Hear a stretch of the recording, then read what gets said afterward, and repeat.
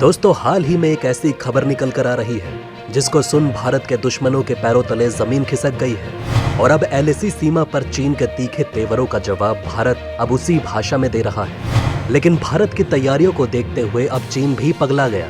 लेकिन एलएसी सीमा पर चीन की चालबाजी को लेकर भारत के विदेश मंत्री एस जयशंकर जी ने पहले ही चीन के विदेश मंत्री की जबान पर ताला लगाते हुए ये साफ कर दिया है कि ताली एक हाथ से नहीं बजती। वर्तमान में एलएसी सीमा पर भारत और चीन के बीच जो तनाव चल रहा है उसका कारण चीन की आक्रामक डिफेंस नीति ही है। इसलिए अब भारत ने भी चीन की एक एक डिफेंस नीति पर बहुत ही बारीकी से नजर रखना शुरू कर दिया है।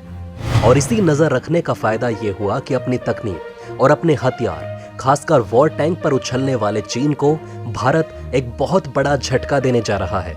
और चीन को इस बात की कहीं कानों कान खबर ही नहीं थी कि अपने जिस टैंक को लेकर चीन इतना उछल रहा है, जिसको वो दुनिया का सबसे घातक टैंक बताता है, उसको खत्म करने के लिए भारत ने पहले से ही दुनिया की सबसे घातक एंटी टैंक मिसाइल को अपने सच्चे मित्र देश इजराइल से मांग लिया है। आखिर ये कौन सा टैंक है चीन का, जिसको दुनिया के टॉप 5 वॉर टैंक में सबसे बेहतर माना जाता है?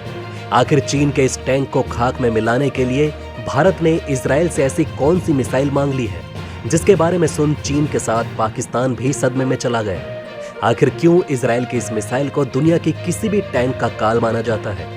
क्यों इसका अचूक निशाना बेहतर से बेहतर टैंक को मिनटों में राख कर देता है? ये सब मैं आपको बताऊंगा, इसलिए वीडियो में अंत तक जरूर बने रहें। दोस्तों, भारत और चीन विश्व के साथ साथ एशिया की भी उभरती हुई महाशक्तियां हैं। और जब दो महाशक्तियां पड़ोसी देश भी होते हैं तो ये चीजें होती ही हैं। या तो ये बहुत अच्छे मित्र होते हैं या फिर बहुत पक्के दुश्मन। भारत के केस में यह मामला दुश्मनी का है, क्योंकि चीन और भारत का युद्ध को लेकर पुराना इतिहास रहा है। लेकिन अपने इतिहास से सबक लेकर अब भारत 1950 के दशक का वो भारत नहीं रहा। अब भारत दुश्मनों को उनके घर में घुसकर मारता है। और यही कारण है कि भारत अब हमेशा से 2 फ्रंट वॉर के लिए तैयारी करता है। और जब भी बात जमीनी स्तर पर युद्ध की आती है तो उसमें आर्टिलरी गन से लेकर मिसाइल लॉन्चर और टैंकों का एक खास योगदान होता है। और पिछले कुछ वर्षों से जिस तरह से भारत और चीन के बीच एलएसी सीमा पर तनाव चल रहा है, उसको देखते हुए हमने कई बार देखा है जहां एलएसी सीमा के नजदीक चीन ने अपने बहुत ही बेहतरीन टैंकों के साथ युद्ध अभ्यास किया है। और साथ ही साथ तेज गति से और पथरीले तथा पहाड़ी क्षेत्रों में घातक टैंक को बनाने में भी चीन ने कई सफलता पिछले कुछ सालों में हासिल कर ली। अगर बात करें चीन के कुछ बेहतरीन टैंक की, जिनका नाम दुनिया के सबसे बेहतरीन टैंक में आता है, तो वो है VT4 टाइप 99 टैंक, जो अपनी रफ्तार और पहाड़ी जैसे क्षेत्रों में ऊबड़ खाबड़ क्षेत्रों में चलने के लिए बहुत ही सफल टैंक समझे जाते हैं। लेकिन अपने इन्हीं टैंकों को पछाड़कर चीन ने एक नया टैंक बना दिया है जो इनसे कई हजार गुना बेहतर है। जिस टैंक की मैं बात कर रहा हूं वो चीन के खतरनाक वॉर टैंक है। ये टैंक एक्टिव प्रोटेक्शन सिस्टम के रडार और launcher China north industries corporation का बनाया हुआ है। GL6 APS के मिलीमीटर वेव रडार और इंटरसेप्टर लॉन्च रोटेटरी टेबल है। ये टैंक चीन के 4th जनरेशन का वॉर टैंक है। इसे हाल फिलहाल टेस्ट करने के लिए उतारा गया है। पब्लिक को इसके बारे में ज्यादा खबर नहीं। इस टैंक को पीपल्स लिबरेशन आर्मी ने साल 2022 के अक्टूबर में सेना को सौंप दिया था। इस वॉर टैंक को चीनी सरकारी टीवी चैनल पर पहली बार एक वीडियो फुटेज के तौर पर दिखाया गया था। कहा तो यह जाता है कि इस टैंक के बारे में रॉकेट लॉन्चर और आर्टिलरी गन के हमले से तो इस टैंक को फर्क ही नहीं पड़ेगा। और स्पीड और अपने रडार सिस्टम के चलते ये सभी टैंकों से कई गुना बेहतर है। लेकिन अब चीन के इसी टैंक को राख में मिलाने के लिए भारत ने अपने सच्चे मित्र इजराइल से एक ऐसी एंटी टैंक मिसाइल मंगवाई है जिसका एक अचूक निशाना पूरे टैंक को लोहे के कबाड़ में बदल देगा। जी हां दोस्तों, इजराइल ने भारत को पहाड़ों के पीछे छुपे दुश्मन के ठिकानों और उनके टैंक को नष्ट करने के लिए spike non line of site anti tank guided मिसाइलें दी है। ये मिसाइल 32 किलोमीटर की दूरी तक अपने लक्ष्य पर हमला कर सकती है और उसको राख में तब्दील कर सकती है। इजराइल से स्पाइक NLOS मिसाइलों की ये खेप भारतीय वायुसेना के लिए खास तौर पर खरीदी गई है। इसे वायुसेना के MI-17 और अपाचे हेलीकॉप्टरों पर लगाया जाएगा। बताया जा रहा है कि भारतीय वायुसेना को spike NLOC anti tank guided मिसाइलें मिल चुकी हैं और जल्द ही इनका परीक्षण होने वाला है। ये वही एंटी टैंक मिसाइल हैं जिसे खरीदने के प्रस्ताव को शुरू में भारत ने रद्द कर दिया था। तब कारण यह दिया गया कि भारत का स्वदेशी एंटी टैंक गाइडेड मिसाइल जल्द ही सर्विस में शामिल होने वाला है। दोस्तों, आपको जानकर हैरानी होगी कि भारतीय वायुसेना ने लगभग 2 साल पहले इजराइल से spike anti tank guided missile खरीदने की प्रक्रिया शुरू कर दी थी। उस वक्त चीनी सेना ने पूर्वी लद्दाख सेक्टर के सामने LAC सीमा के करीब बड़ी संख्या में टैंक और पैदल सेना के लड़ाकू वाहनों को तैनात कर दिया था।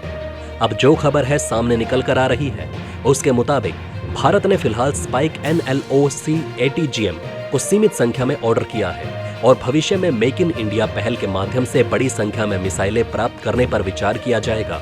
भारतीय वायुसेना ने जिस वेरिएंट को खरीदा है उसका नाम स्पाइक NLOS है। ये स्पाइक फैमिली का सबसे एडवांस वेरिएंट है। इसमें NLOS का अर्थ नॉन लाइन ऑफ साइट होता है, जो इसकी लंबी दूरी तक मार करने वाली क्षमता को दर्शाता है। यह वर्तमान में पूरी दुनिया में मौजूद किसी भी एंटी टैंक गाइडेड मिसाइल में सबसे अधिक रेंज वाला हथियार है। इसे हवा से जमीन पर मौजूद खतरों के लिए लॉन्च किया जा सकता है। इसकी रेंज अमेरिका की AGM-114 हेलफायर से लगभग 4 गुना ज्यादा है, जो ये दर्शाती है कि ये कितनी घातक एंटी टैंक गाइडेड मिसाइल है। ये इजराइल निर्मित स्पाइक NLOS मिसाइल 70 किलोग्राम वजनी है और लगभग 32 किलोमीटर की अपनी रेंज के साथ यह दुश्मन के टैंक या बंकर पर 1000 किलोमीटर प्रति घंटे की रफ्तार से जब हमला करती है तो कोई भी एंटी टैंक रडार सिस्टम या मिसाइल डिफेंस सिस्टम इसको रोकने में नाकाम हो जाता है और यही बात इस एंटी टैंक मिसाइल को और घातक बनाती है। सवाल तो यह उठना लाजमी है कि आखिर भारत ने यही मिसाइल क्यों खरीदा? तो इसका सबसे बड़ा कारण है कि इस मिसाइल का युद्ध इतिहास, जहां इसने बहुत से युद्धों में अपने आप को साबित किया है। इस इजरायली स्पाइक मिसाइल के अलग अलग वेरिएंट्स ने दुनिया भर में कई युद्धों में अपनी ताकत का लोहा मनवाया। स्पाइक मिसाइल ने 1982 लेबनान युद्ध, दूसरा इंतिफादा, इराक युद्ध, 2006 लेबनान युद्ध, अफगानिस्तान में युद्ध, गाजा युद्ध, 2014 इजराइल गाजा संघर्ष और 2020 नारगानो कारोबाग संघर्ष में महत्वपूर्ण भूमिका निभाई। इस मिसाइल को 1970 के दशक में डिजाइन किया गया था। यह 1981 से ही इजरायली सेना में शामिल है।